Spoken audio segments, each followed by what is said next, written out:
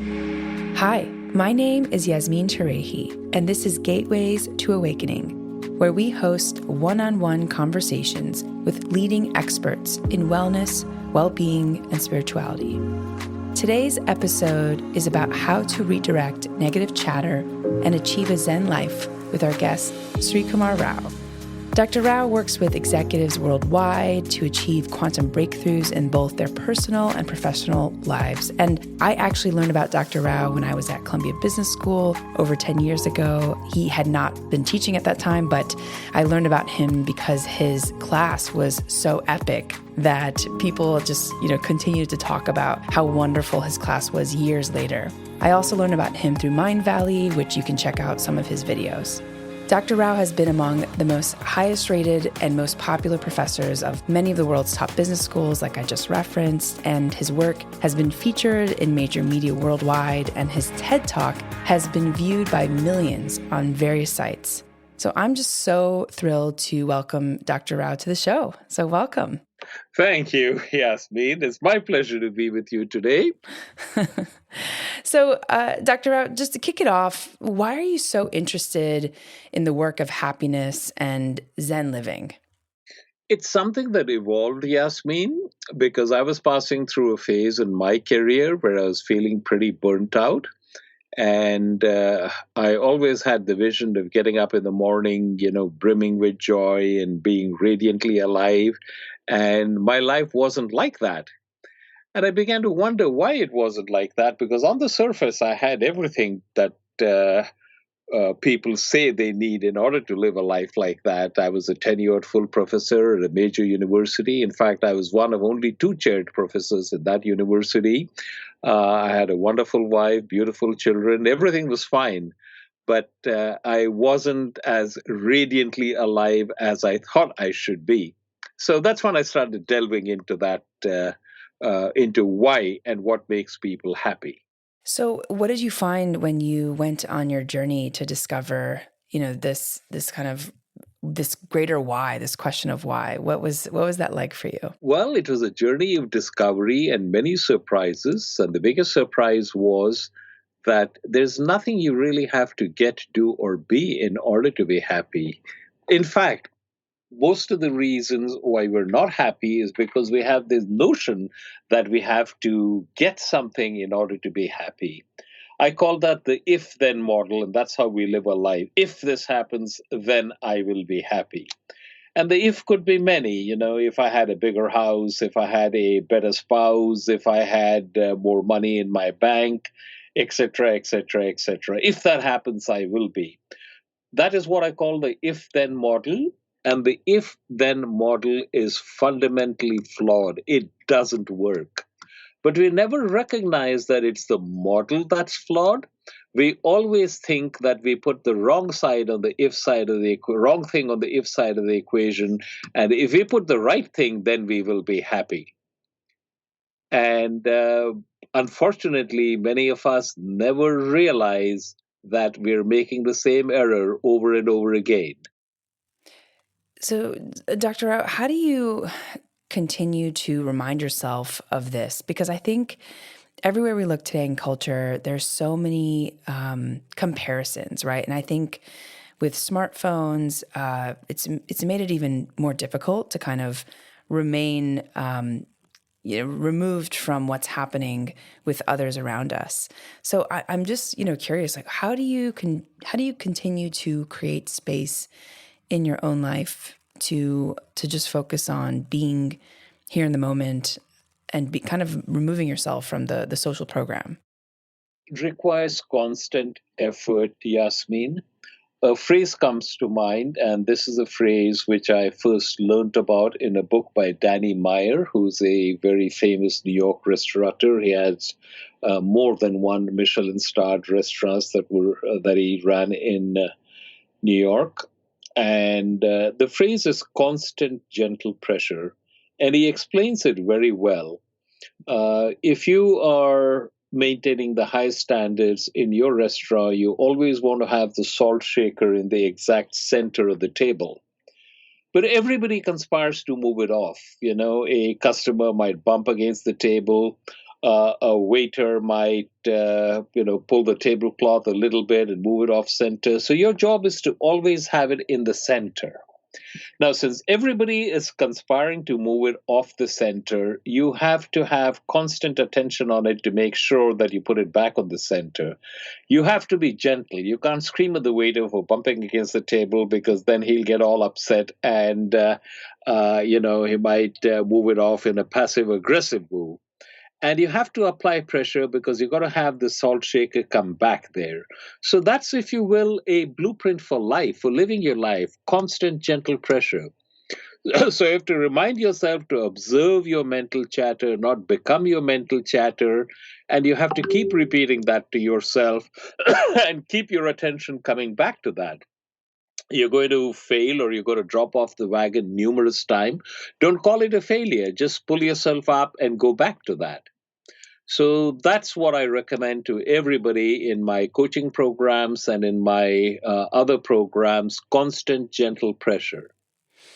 I love that so much and so timely. I think as a lot of us are kind of getting acclimated back out of this the last year or more of pandemic, I think we a lot of us are just maybe going back to the same level of of I guess life that we used to have. So it's an interesting time to sort of remind ourselves of all the things that we've learned in this last year, and to just take moments to pause and take moments to observe. So I really, really love that and appreciate that so much. It's so simple, just say to yourself, constant gentle pressure. That's what you have to do. Are you going to fall off? Of course you are, numerous times. Pick yourself up and go back. Constant gentle pressure. Mm. I love that. I love that. So, for those of us who have this kind of negative chatter, this negative loop that exists, what are some of the tips and strategies that you recommend dealing with that kind of chatter, especially if it's like, let's say, the same consistent loop that keeps coming up every single day? How do you deal with those types of chatter? Of course, observing is one of them, but is there anything else that you Observing is far and away the most powerful, Yasmin. Keep observing your mental chatter. Mental chatter is neither good nor bad, it just is. Imagine that it's a beautiful sunny day and you're out in the field, out on a grassy knoll, and you're lying down and looking at the cloud, looking at the sky above, and you see clouds in the sky. And you shut your eyes and open them 10 minutes later, and those clouds have gone, and there are other clouds in the sky. Mental chatter is like that. They come, they go, it's no big deal.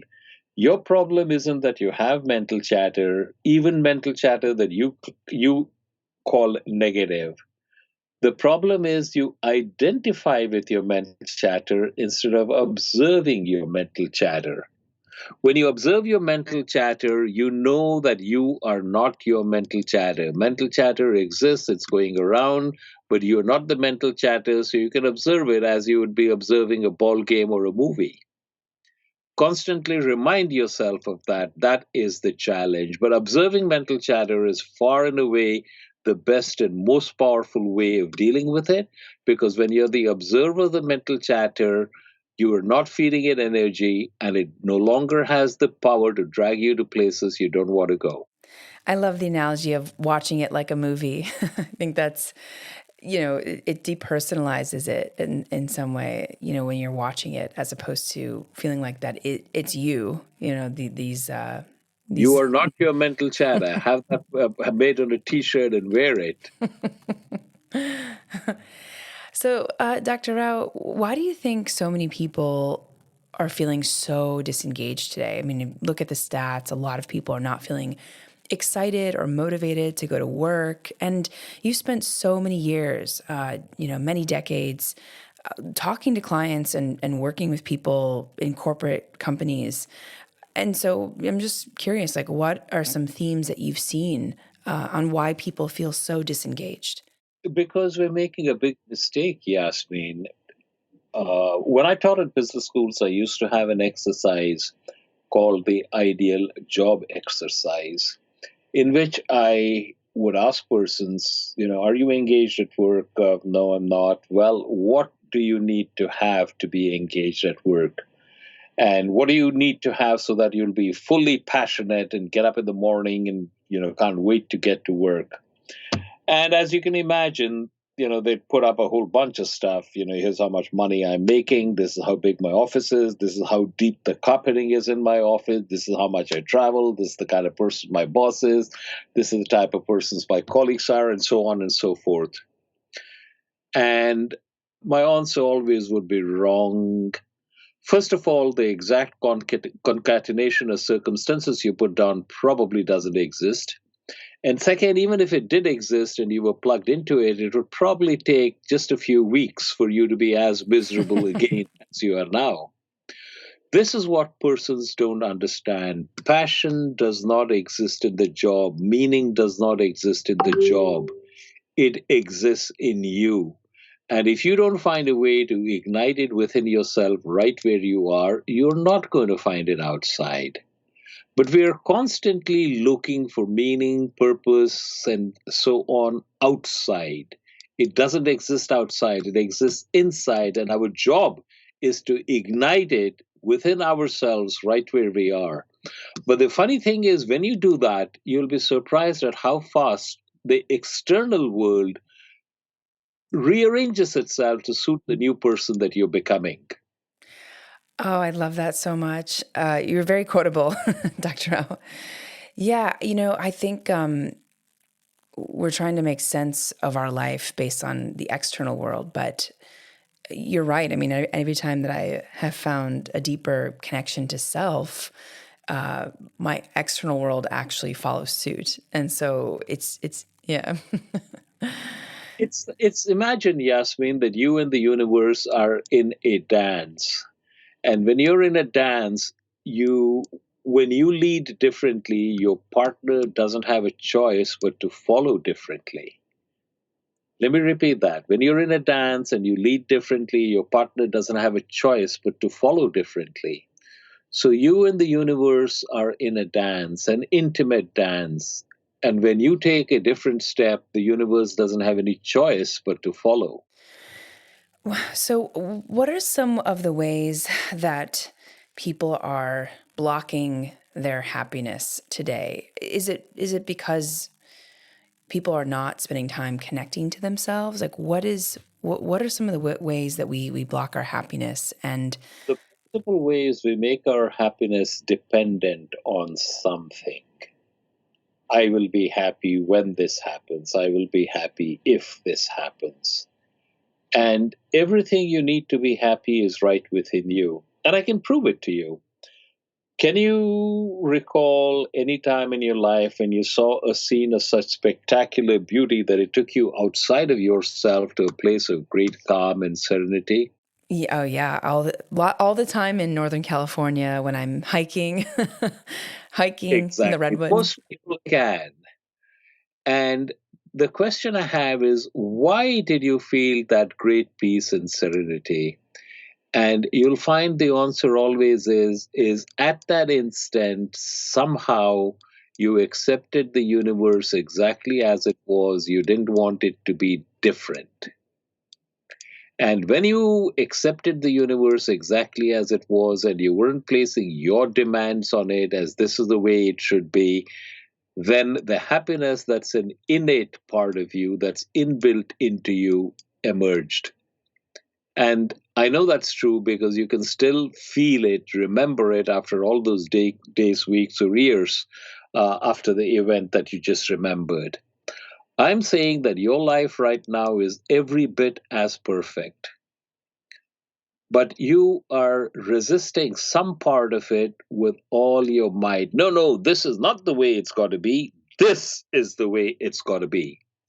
And in that resistance, you're buying into the if then model. And as I pointed out earlier, the if then model is fundamentally flawed. That's how we learn to be unhappy. Mm. Yeah, it's so powerful. Dr. Rao, I was thinking about this point you made in a video I watched online where you spoke about how, for most of us, who are goal oriented, we are more concerned about accomplishing a goal. In business, for example, we want to get to X revenue, we want to achieve this type of metric. And I think what you spoke about, and I'm paraphrasing, of course, you spoke about how it's more important to be in a place of alignment. And really, the question more is, how are you feeling when you're attaining your goal? Can you speak more about that? Because I just thought that was such a powerful point. Yeah, here's the mistake most of us make, Yasmin. We live our lives the following way. I set a goal for myself. I tried very hard to accomplish the goal. I accomplished the goal. Bingo, life is a blast. Or I set a goal for myself and I tried very hard to accomplish the goal, but I failed. Life sucks. So we live our lives like that, oscillating between elation and despair, and we tend to spend too much time at the despair end of the spectrum. It is a lousy way to live. There is a better way, and the better way is set a goal for yourself, but once you've set a goal for yourself, forget about the goal. Instead, pour all of your emotional energy into what are the actions that I have to undertake in order to meet my goal. When you do that, two things happen. Number one, you actually begin to enjoy the journey. The goal, the objective is a destination, which is a mirage. You get there, you tarry a few minutes, and then you're off somewhere else. The journey is with you always. The journey is the only thing you have. And in our obsession with our goals, we miss the journey. And here is the paradox: the more you don't particularly care whether you reach the objective or not, the higher the probability that you will actually reach the objective. It's a little bit like if you're in a negotiation, the strongest position you will ever hold is when you are genuinely prepared to walk away. Let me repeat that. When you're in a negotiation, you're never in a stronger position than when you are genuinely prepared to walk away. It works exactly the same way in life. You have a goal, you try your level best to reach the goal, but it's perfectly okay if you do or not. And when you do that, the probability you'll get to your goal goes up. But there is another learning embedded here. The mistake we make is we think that setting a goal and trying our level best to achieve the goal, the benefit of doing that is achieving the goal. Wrong. The benefit of setting a goal and trying our level best to achieve the goal is the learning and growth that happen in us and to us as we try our level best to achieve the goal. If we actually achieve the goal, that is a bonus. If we don't achieve the goal, the learning and growth have already happened, so we're ahead of the game. It's a no lose proposition. Why do you think so many people don't want to fail? I mean, or don't want to suffer? I think that's kind of like the interesting piece in our culture that we haven't really, talked about, at least in the mainstream. Like you know, why it feels like a lot of people have so much shame when it comes to failing. And I think some of the best inventors failed thousands of times before they were able to achieve, success. And so it's just an interesting thing. Like, how do you coach people on their fear of failure? I don't say that anything is a failure. Everything is an event. It's in our head that we label something as this is a bad thing, this is a failure. You know, let's look at a child walking. Typically happens between 11 and 13 months. So the child gets up, tries to take a step, falls down, and falls. And the mother comes up and kisses the spot and makes it well and goes back. And the child takes another step and falls down, cries again. The mother comes a second time. The third time, the mother might not be in that much of a hurry to come, and the child doesn't cry quite as loudly. And he gets up, tries again, and within a couple of days, is walking all around the place and upsetting your table with objet d'art. And you move to an entirely new phase of parenting. Now imagine that each time a child falls down, if you had to say, oh boy, the poor thing, it fell down again, must be depressed, let's get some counseling for it, it failed again. Ridiculous, isn't it? Yeah. It's exactly the same way. You try a bunch of stuff. Some will work out, some will not work out. If it doesn't work out, it's fine. You go on to the next thing. It's only a failure if you call it a failure. Edison had a great way of looking at it. Someone once asked him, it took you 10,000 tries before you found out that it was a tungsten filament that would glow in a light bulb. How did you cope with so much failure? And Edison thought about it for a while and said, there were no failure. I now know 10,000 things that don't work. I love that so much. It's just a reminder I think we all need in culture today. This is something you have to think about. Don't define it as a failure. Say I tried something, some worked, some didn't work, and that's life. Yeah. Yeah. I think I generally don't have as much of a problem with that, but I think a lot of people I know are just scared of launching things or putting things out in public. There's just a fear of criticism, and it's so interesting. I've written one book. I'm actually about to publish another book, and it's such a terrifying thing to put a book out in the world for the first time, and also maybe the second time for some people. But I think you just get used to being on a platform where people can say what they want, and I think that's scary for a lot of people, because I think in culture, or at least Western culture, it doesn't feel like people are as transparent about what they're feeling and what they're thinking. So to be able to kind of do that anonymously with someone's work feels, it's tough. Yeah, I'm just curious, how do you deal with that? Which brings me to the other thing. Every time you get unhappy because somebody pans your work, you're basically putting your well being in the hands of somebody else. And that somebody else may be anonymous and may be a total jerk. Why would you ever hand over the keys of your well being to a total jerk? Why would you do that? But we do all the time. And the reason we do, frankly, Yasmin, is we've never bothered to think about it enough. And it's been ingrained in us because we see everybody else around us doing the same thing. It's like lemmings walking off the edge of a cliff. If you think about it, why would you let somebody else, probably somebody you really don't care a great deal about, why would you let that person's opinion influence your well being? Yeah, that's true. That's true. And the way out of that is to simply think about it and see that that's what you're doing, and what an incredibly stupid thing it is to do. Yeah, so powerful. You spoke about this parable or story called "Good Bad Who Knows," and I love that. I was wondering if you could share that with our audience. Yes, this is actually when I in my programs and in my with my coaching clients. Many tell me that this is one of the most powerful lessons that they got from that. And it's actually comes from an ancient Sufi tale, and it talks about a man and his son, and they lived in a beautiful valley, and they were very happy, but they were also dirt poor. And the man got sick and tired of being dirt poor, and he decided he was going to become rich. And the way he was going to become rich was by breeding horses. So he bought a stallion. Didn't have enough money to buy a stallion, so he borrowed very heavily from the neighbors.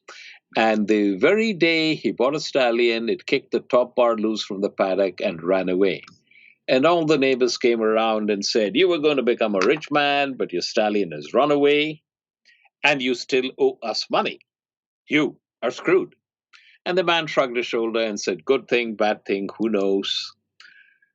The stallion fell in with a group of wild horses which were browsing close to where the man was, and he was able to entice them into the paddock which he had repaired, so escape was no longer possible. So all of a sudden now he had his stallion back plus a group of wild horses, and by the standards of that village, that made him a wealthy man. And the neighbors came around and said, we thought that you were destitute, but fortune has smiled upon you. How lucky you are. And the man shrugged his shoulder and said, good thing, bad thing, who knows? The man and his son started to break the horses so they could sell them on the market. And one of the horses threw the man's son and stomped on his leg, and it broke and it healed crooked. And the neighbors came around again. He was such a fine young lad, and now he'll never be able to find a girl to marry him. How terrible. And the man shrugged his shoulder and said, good thing, bad thing, who knows? That summer, the king of the country declared war on a neighboring country, and press gangs moved through the villages, rounding up all the able bodied young men. But this man's son was spared because he had a crooked leg, and the neighbors had tears in their eyes as they rolled around. We don't know if we'll ever see our sons alive, but your son is still with you. How fortunate you are. And he shrugged his shoulder and said, good thing, bad thing, who knows? And it goes on like that forever. Now, think about it. Have you in the past ever had something happen in your life, Yasmin, that at the time it happened, you thought this was terrible?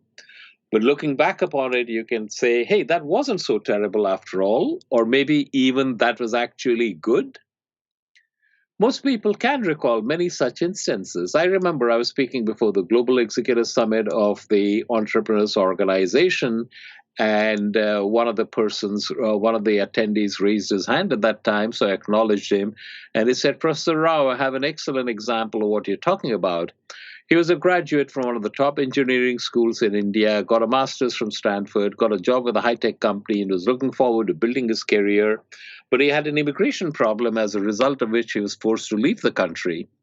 He thought his life was over, his professional life. Among other things, he had student debt. And when you have student debt in dollars and you're earning in rupees, you're not in a very good place. But he said, Professor Rao, as a result of my being forced out of the country, I met this wonderful lady who's now my wife. I started a company with two of my engineering school buddies, and it's going great. All my clients are in America. I come to America at least 6 times a year. I live a picture perfect life, and none of this would have happened if I had not been forced out. So think about if something happened in the past that at the time it happened you thought was terrible, but you can now look back upon it and say, hey, that wasn't terrible, or maybe even that was good. Is it possible that what you're today about to label bad, is it possible that in X years it could turn out to be good? Is it possible? Just asking yourself that question will move you to a different emotional domain. And if you then ask yourself the next question, is there anything I can proactively do to actually make it good? And you move seamlessly from the realm of despair to the realm of possibility.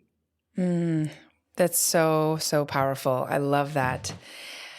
Yeah, I think for so many of us, I think some of our, at the time, things that we thought were the worst things that ever happened to us turned out to be the best things that happened to us. So yeah, a lot of my big life decisions happened on the precipice of what I thought at the time was terrible news. So yeah, I love that. Good, bad, who knows? That's going to be my response to anything in life. It's very powerful, yes. And it's so easy to remember. Good thing, bad thing, who knows?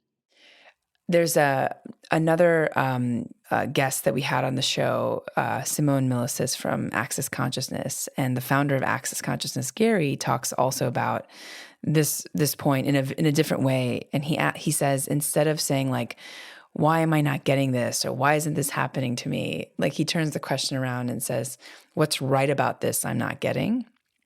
And I love that so much. Like, so sometimes like if things are getting to be ridiculously hard and should be simple, I'm like, okay, what's right about this I'm not getting?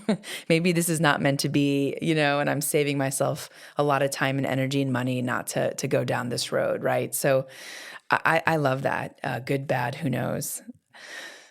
So I'm just going to call you Srikumar. Dr. Rao, you have this phrase in your email signature, what is mine when there is no me? And I'm going to mispronounce it. It's by Nagarjuna? Nagarjuna. Okay. Yes, he was a famous Buddhist philosopher. Nagarjuna. Now we're getting really deep, Yasmin. We make a fundamental mistake, and the fundamental mistake we make is we identify ourselves with a set body mind intellect complex and say that is me. In reality, that is not who we are at all. That is a role that we are playing. Who we are is pure consciousness, unfettered by our particular notion that this is a body that I'm in. When we recognize that all the things that we say, this is mine, really aren't. We are temporary custodians because we are not that body mind intellect complex, because that is in time, in space, it will grow old, it will die, it will disappear. So we are merely trustees. So what are we going out there grasping for stuff and going through all kinds of contortions to accumulate more toys? It's completely a waste of time and a waste of our energy. But to really recognize that, you have to be embedded firmly in the notion and recognize that all of this is a passing show and one day it will disappear. One day, everything that you have striven so painfully to acquire will be stripped from you, Yasmin. Do you remember that? Do you agree with that? I completely agree with that, but I don't know that every day. I have to remind myself of that. We have to live in that consciousness that each day is a gift. We are not this body mind intellect complex that we think we are, because that is going to disappear. It's in time and space. Anything that is in time and space, where, what is it the poet says, where moth doth eat and rust doth corrode, will go. So when you have that in there, it gives you a wonderful perspective on the things that you're bothered by now. Beautiful. Yeah, I love that. I love that. Yeah, it's a powerful reminder that I think we get so attached to what's happening in our life, and I think the reality is one day we will all die, and I think we tend to forget that. Yes, there's a beautiful verse from Shakespeare when. Remember, I told you that we really don't have anything in control over what happens. So the conspirators murdered Julius Caesar. And the reason they murdered Julius Caesar is because they thought that they would rule Rome after Caesar was dead. But nothing is under control, and two things happened that they hadn't figured on. One, Mark Antony got up and gave his famous Friends, Romans, Countrymen speech, and that got the general populace riled up against the conspirators. And second, Octavian Caesar gathered up a legion and came after them. And they were defeated at the Battle of Philippi. But before that happened, Brutus was regretting his role in the as the stabbing of Julius Caesar, because when Julius Caesar said "et tu, Brute," that struck home to him. So when Cassius comes to ask him for something, he declines. And as Cassius was leaving, Brutus says, "And whether we shall meet again, I know not. Therefore our everlasting farewell take. Forever and forever farewell, Cassius. If we should meet again, why, we shall smile. If not, why, then this parting was well made." If you think about it, anytime you have a meeting, anytime you have a parting, do you ever really know if you'll see the other party again? Look at what just happened in Miami. There were people who went out for a walk and they had this beautiful apartment, and when they came back, there was no apartment, and their spouse and children were gone. Yeah, yeah. My brother actually has a friend who was visiting her parents in that same building, and it's just heartbreaking. We really don't know what's going to happen tomorrow. So if you have that in mind every time when even if you're doing something mundane like going to the office and you kiss your husband or your wife goodbye and say, I don't know if I really will see this person again. And if you do that, what happens to all of the petty irritations that you're carrying around with you, the, things that you're riled about? They all go away, right? It's a very intense exercise. In fact, this is an exercise in my course, and it's so intense that you can't do it all of the time. But you can do it some of the time, and when you do, you'll change it. You'll find that it changes the nature of your relationships and your interactions. And a lot of the stuff, the baggage that you're carrying around with you, simply drops. That's so powerful. Yeah. Yeah, I love that that mental frame of just not knowing whether we're going to see a person again, and just also, I think it makes it a richer experience to spend time Yeah, together. Shakespeare is such a beautiful way of putting it. All you got to do is, and whether we shall meet again, I know not. And that is so true. Whether we shall meet again, I know not. There is always a last time for everything. There is a last time for you to use the particular bowl that you use for your cereal. There is a last time for you to visit a particular country. There always is. Yeah, I love that. I a quote that also speaks to me for this same sentiment is Thomas Merton, and he says, "This day will never come again." I just love Yeah, that so much. Like this moment, this day, where we're at right now, will never happen again. So. absolutely right. Yes.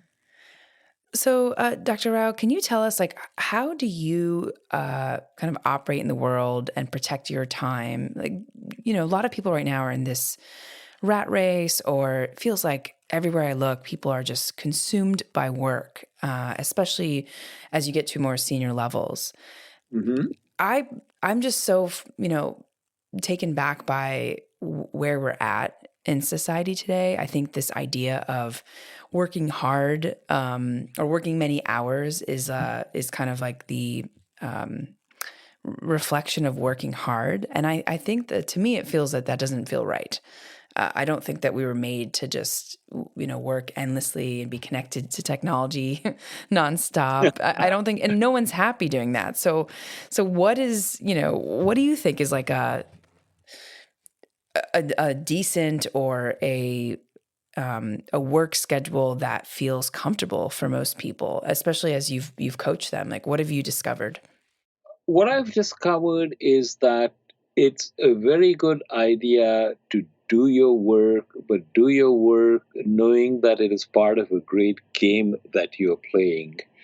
And the notion that you have to reach a particular goal and that is what makes life a success is completely fallacious. And more people are discovering that, which is why we have so many incidences, breakdowns, and nervous breakdowns, and so on.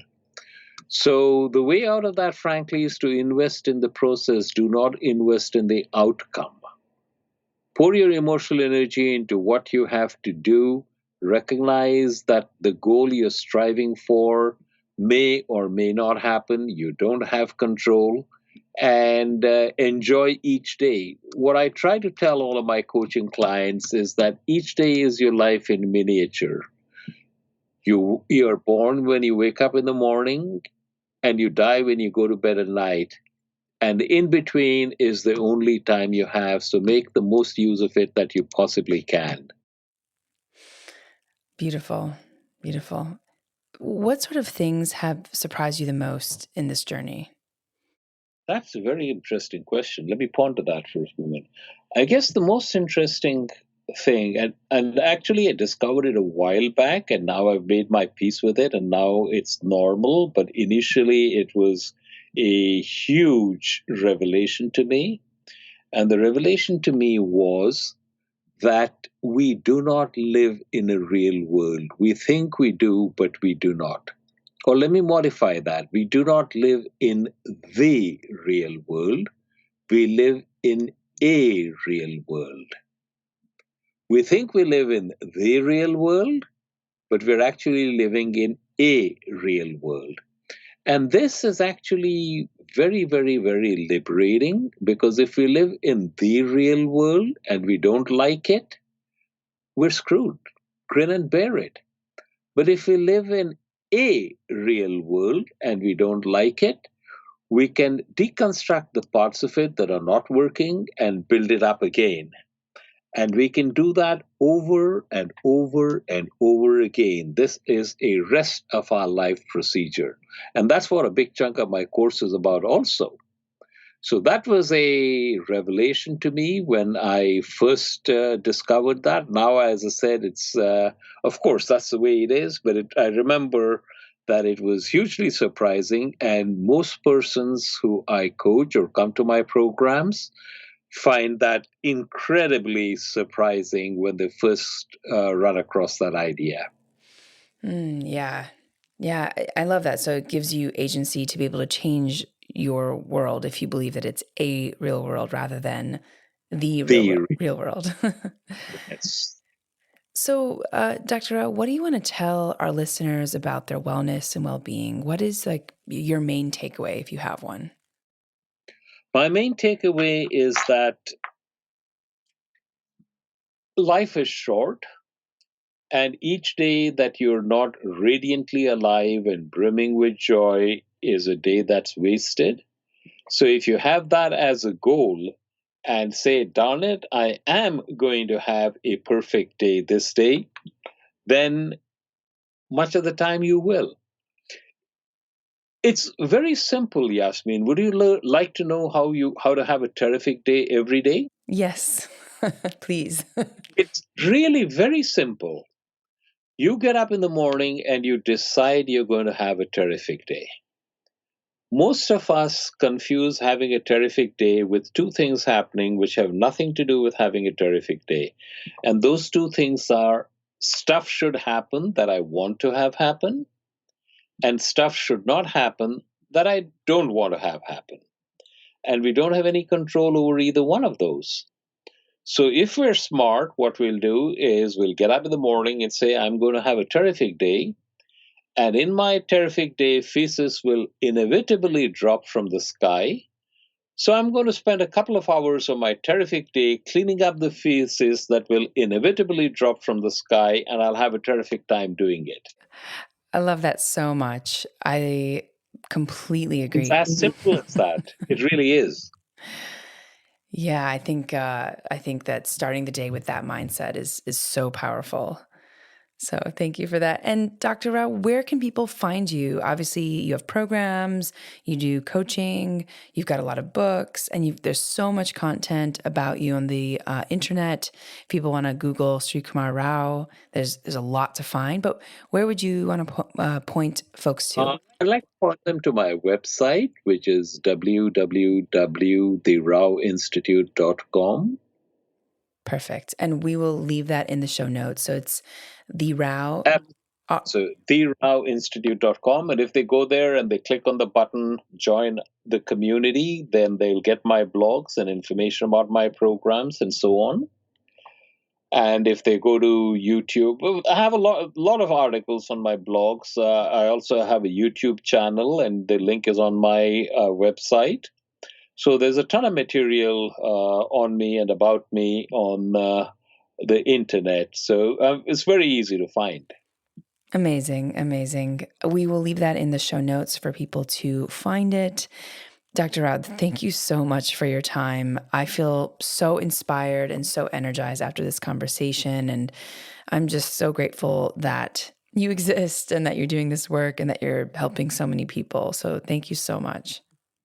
Thank you, Yasmin, because you're doing more than your share in terms of spreading the messages that people like to receive, need to receive at this time.